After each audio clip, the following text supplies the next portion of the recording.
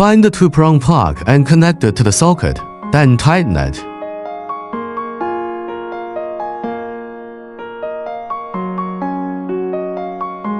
Next, locate the 4-pin plug and connect it to the socket below the monitor, tightening it securely.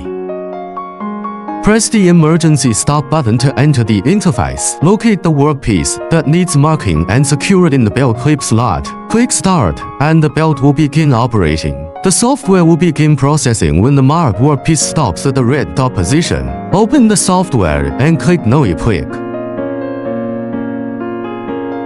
Click the icon on the left to add the text you want to enter. Right-click to change the text size. Click the center button at the top of the interface.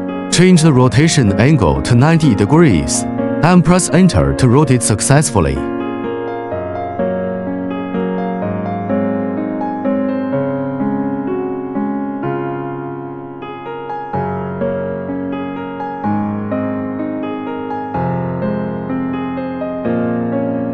After rotating, select the text, click on Obermoni, white painting on the left, and leave the parameters at their default values. Click on Sausnatch. Here you'll find the marking parameters. Check Fill, change the speed to 2000, and modify the mark value to 20%. After making the changes, click Apply to All.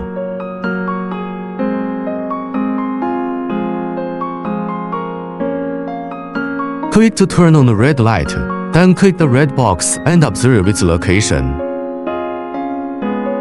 If the red box is too large, then we'll shrink the labeled content. Center it again, and then reopen the red box.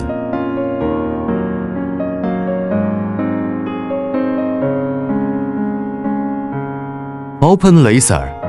After the indicator light turns solid green, press Stop first, then press Start.